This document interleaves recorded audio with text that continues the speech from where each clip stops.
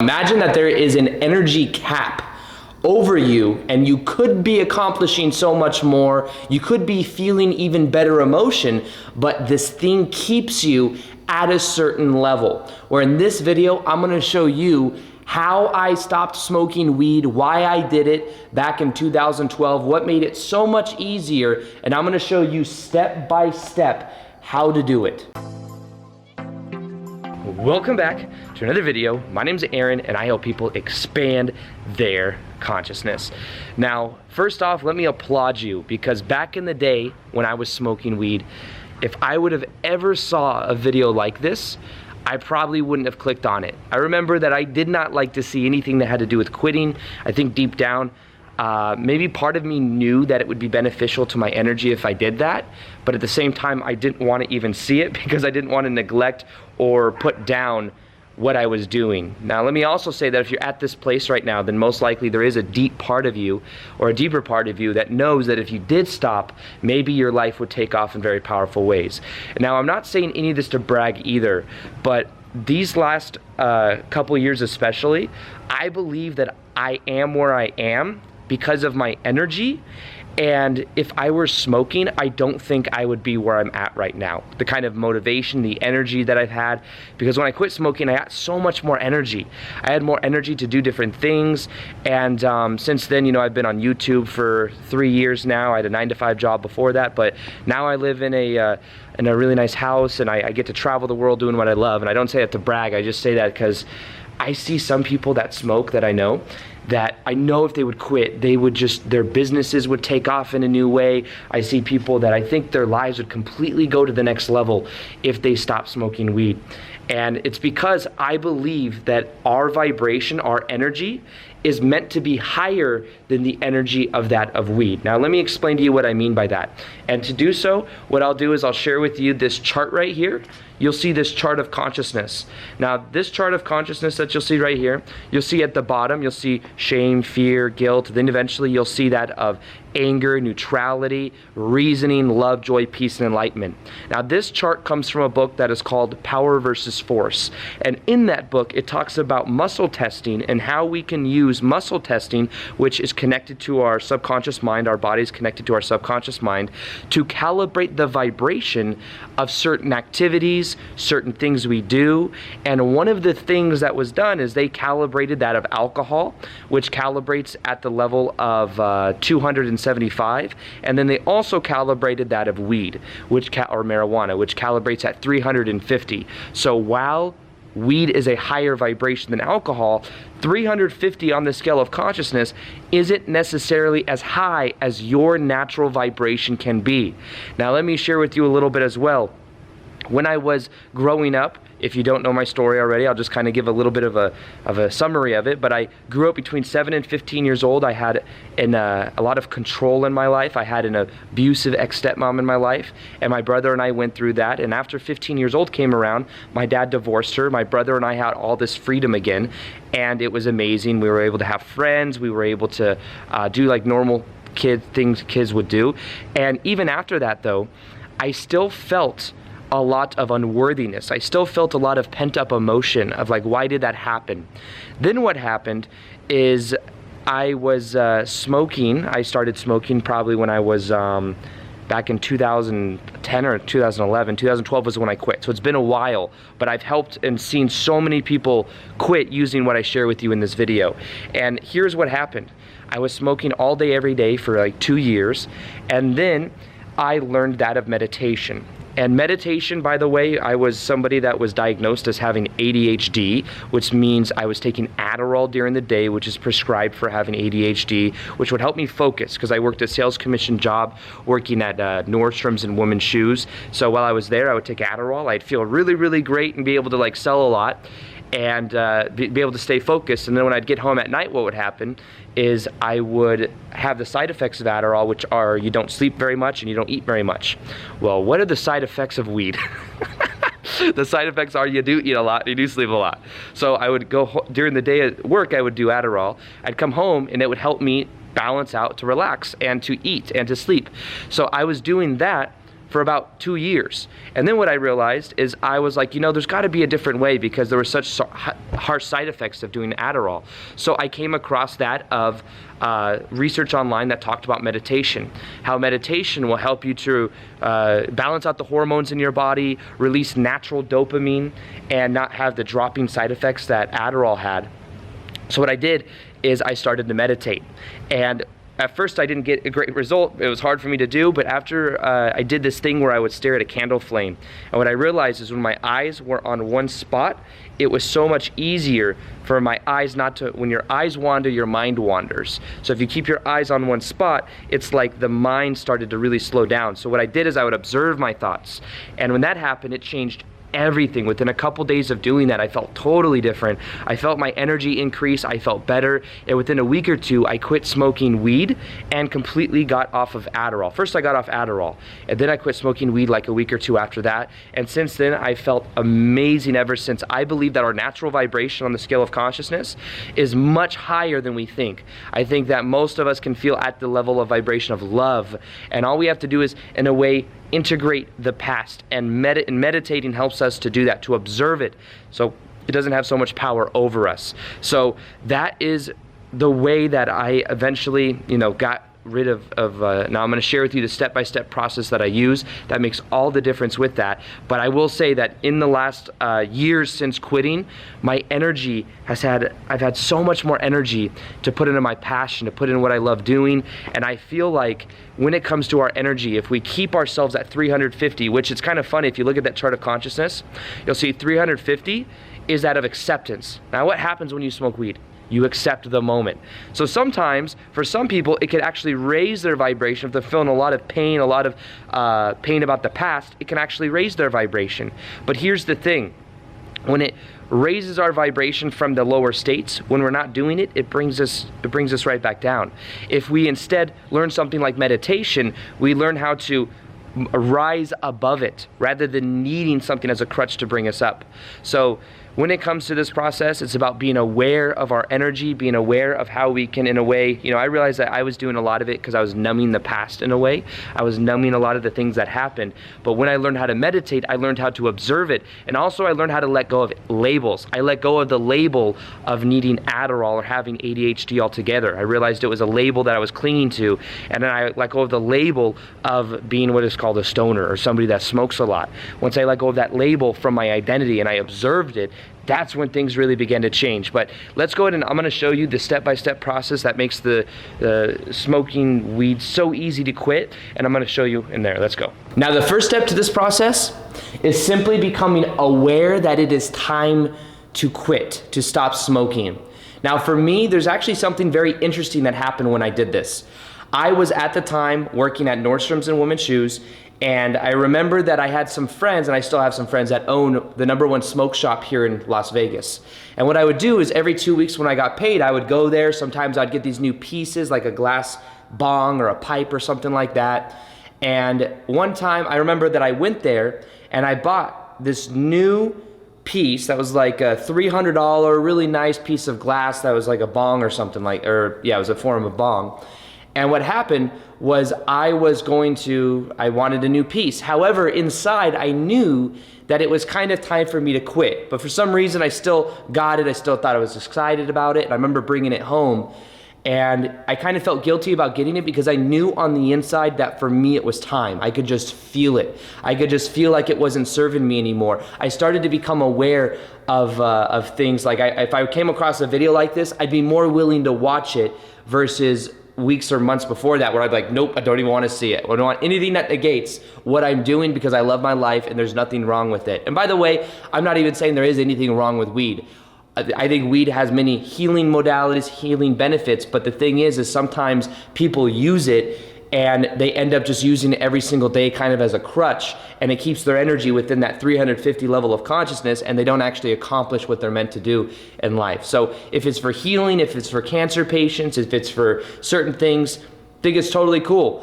But I think it's about being honest with ourselves and knowing whether we're doing it too much, whether we're using that as a crutch or whatnot. Now for me, I knew at the time that this is time for me to quit. However, I went and bought that piece, I brought it home, and I remember what I did is I loaded it up, I took a hit out of it, and it was the first hit I ever took out of it. I breathed it in, and as I breathed it out, I just started crying.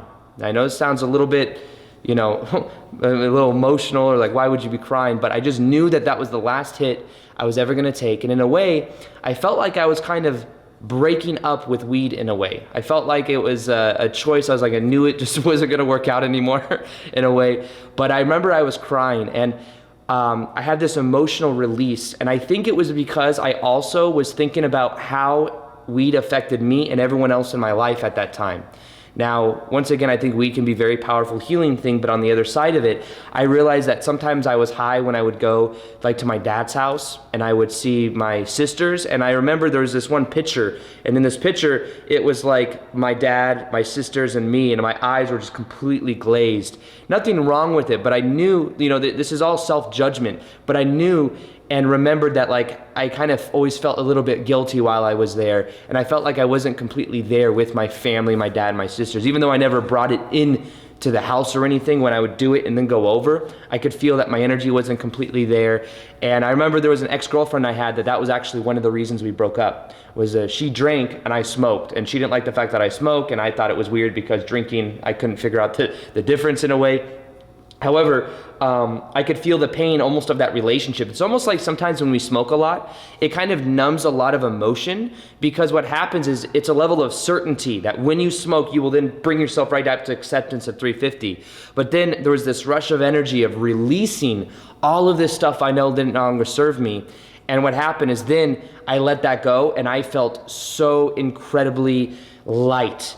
I let all that go. I cried for like 5 minutes or less, and then I just felt free. I felt like I let go, and I knew from that point going on that I wasn't going to smoke again. But part of it, and part of the thing that I recommend for this, is it's becoming aware that it's time to quit. It's becoming aware of the pain at the same time that it would bring to keep on doing it. The pain would be the same reality you're currently in, accepting everything the way it is without pushing beyond it. The pain would be the different aspects of your life where you can see that it's not actually helping you. When you start to become aware that it's time, then you start to become aware of the pain. That's when you can then really move forward. Now, the second thing that's important for this is understanding that it's about making the choice to never again do it. Making the choice, or to make the choice to quit or to cut back or whatever it is. However, what I recommend with this is looking and making the choice of being aware of it within your story. So for example, for me, we all have a story that we tell ourselves about who we are. And what happens at any point in the time, we can change our story. Now the thing is many times that story will remain on autopilot, and we'll tell ourselves a story that it's hard to quit, that this is just the way it is, that it's much easier to do this, that it helps bring the edge off, it helps us relax. That story will keep the narrative going on autopilot. And that's why it's about becoming aware of that story, and then it really is about making the choice. And when we're looking at how to easily stop smoking weed, it really could be just as easy as you make the choice and you never do it again. Now, I know that sounds too simplistic, but that really is the key to quitting. Is you just decide, I'm never going to do it again. That's it. Now, the process and the steps I'm going to share with you as well that are coming up make it way easier, but really it is a choice that we make. And if we don't make that choice, then it's like in the background, it's something that we might eventually do, but the key is to make that choice. Now, the third part is the game changer. The third part is becoming aware of how it is connected to your identity. If you see yourself as a smoker, then it will be very hard to quit smoking. It's like if somebody wants to lose weight, and what they do is they see themselves as somebody that's overweight and they're trying to lose weight, it's going to be hard because the way they see themselves, their self-image, their identity is set to a certain point to where they see themselves as that. So even if they try to do a little diet, it'll bring them right back to that base point of the way they see themselves. Now, for example, our self-image is like a thermostat. There's a thermostat on that wall right over here, if you can see it. And if it's set to 75 degrees, and for some reason I open up the doors, it's cold right now, so it would bring in more cold. And then if the temperature were to go down to 68, the AC would then turn on the heater actually, and it would bring it back up to 75, because that is what is called a a cybernetic mechanism. There's a book called Psycho-Cybernetics. That's why I was getting the word. Cybernetic mechanism. And the cybernetic mechanism keeps it regulated there. Now, if you see yourself as a smoker, and then what happens is you stop smoking, but you still see yourself at 75 degrees as a smoker, then it will be something that's very hard to do because your base point will bring you right back there subconsciously. The key to this is seeing yourself as no longer a smoker, which means that when you look at yourself and you think of yourself, I don't smoke. That's not who I am. And think of it, the hard part about this too is the second part with the story we tell ourselves. Sometimes we tell ourselves a story, it's hard. We tell ourselves a story that we did this for 10 years, and that's what keeps it hard to change. The key to this is becoming aware of the story, becoming aware of the identity we have around it, and then choosing to let it go. Realize every moment is a new moment. Every moment is a new moment. Every moment is a new moment. So if we keep knowing that we're always changing, it makes it easier to let go of this part of us that sees us as a stoner or as somebody that smokes weed. So this is about the awareness of letting go of it from that part of your identity. And that is the game changer that makes everything easier. First off, know that this process can be easy. When you look at the choice in the story, tell yourself a story that quitting is easy. That's what I did. And it made it very easy. But first off, I had to become aware that it is time to quit. I had to look at the pain. I had to look at the things and also look at the pleasure if I stop smoking. And stopping smoking for me has led me to where now I live the life of my dreams, to be honest, because now I have the energy to be put in a certain direction. And I'll tell you, every single person watching this video, your natural base point is higher than 350. I promise you. Meditation will help with this as well. Observing your thoughts, learning to observe rather than react, that can be extraordinarily powerful. And I have videos that show exactly my process for meditation and how I stopped taking Adderall or having ADHD, my exact meditation process that I'll link in the top of the description box below as well for you and put as a card right here as well. Now, become aware it's time to stop smoking, become aware of the pain that it was bringing you, and become aware of the pleasure of what it would mean if you did stop smoking. Secondly, just simply make the choice. From this point going forward, I'm no longer gonna do it. Tell yourself a story that is easy. And then third, become aware of your identity and then let go of believing that you are even a smoker. And as you do that, it makes it so much easier. Now, part of this may mean that because of that, I'll share with you some tips that make this easier as well, is that you stop hanging around people that are smoking weed for a while, or just in general. And you realize that this is a value that I no longer have. And when I do it, it brings you to that certain state. And if you in your environment, you have all these triggers and these things that make you want it, you have to be aware of that. I remember after I quit smoking, a year or two later, I moved in with a roommate that I didn't realize was gonna be smoking so much weed. And what happened is every morning I would wake up, I'd smell it, and it didn't necessarily tempt me, but it almost kind of made me, because I was so far beyond that, it would make me irritated though, because in a way, it had that reference experience to my past in a way. So if you remove yourself from those triggers, if you remove yourself from being around other people that are doing it, it's gonna make it so much easier for you. So become aware of the people you're around, make the choice to quit. That really makes it so much easier. But this one that I'm gonna share as well makes the process even easier than that. And that is having something to do in place of the smoking weed for when you get the cravings. So what I recommend is wiring in the new. Something new to do. Something new to do. When you do something new, this could be something like, it could be, for me, it was meditation. I learned how to observe my thoughts. And if I felt a deep craving to do it, I would go and I would just meditate. I would meditate, observe my thoughts. You become to anything you do that you get a certain sense of certainty from. Like for example, you smoke weed and you're certain you're gonna feel relaxed in this certain way. That in a way is like an anchor that is anchoring you into feeling relaxed.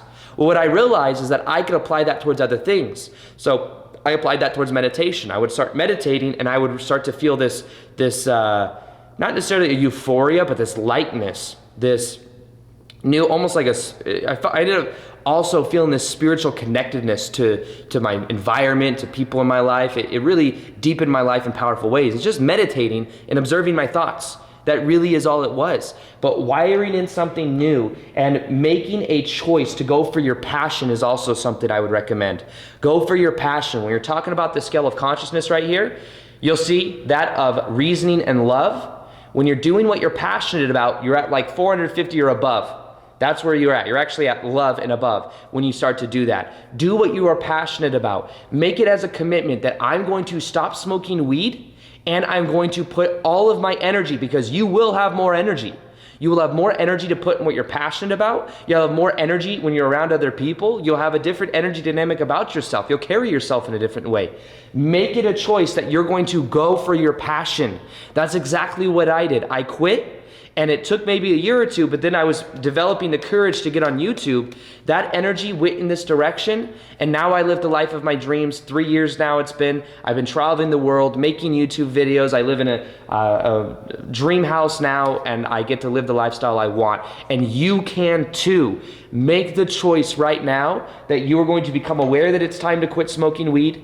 You're gonna see how it's been keeping you in the same reality over and over again, and it's been keeping things on autopilot. Secondly, make the choice, know that it can be easy. Change the story, believing it has to be hard. Thirdly, drop it from your identity. See yourself as somebody where it's easy to quit. See yourself as somebody that does not smoke weed, and drop the story that you did smoke weed in the past. You're new every moment. You're new every moment. You're new every moment. And then that makes it easier. And then fourth, let this be the part of your story where now you just go for what you are passionate about. You go for what you're passionate about, and now you have energy to actually do that. And when you make the choice to put your energy in that direction, you'll find that you have so much more potency. Even when we're talking about the law of attraction, when we're talking about the focus, you have more focus on your goals and of accomplishing things you want when you have that potency. You don't have that potency when you're smoking a lot. So when you have that more potency that you're gonna have, you're gonna be able to create what you want easier than ever. Now, if you wanna learn more about why I stopped smoking and more about that chart of consciousness, you'll see a video right here you can click. And then also, there's a very powerful meditation for changing your self-image, which is what will change and make this process easier than ever. Listen to that meditation for 21 days. I think it will change your life. You'll see it as an end card right here. It's the self-image transformation meditation. Watch it and watch after 21 days how you just see yourself as completely new. You're going for your passion, and your whole life begins to change. So with that being said, I hope you enjoyed this video. Peace, much love, and namaste.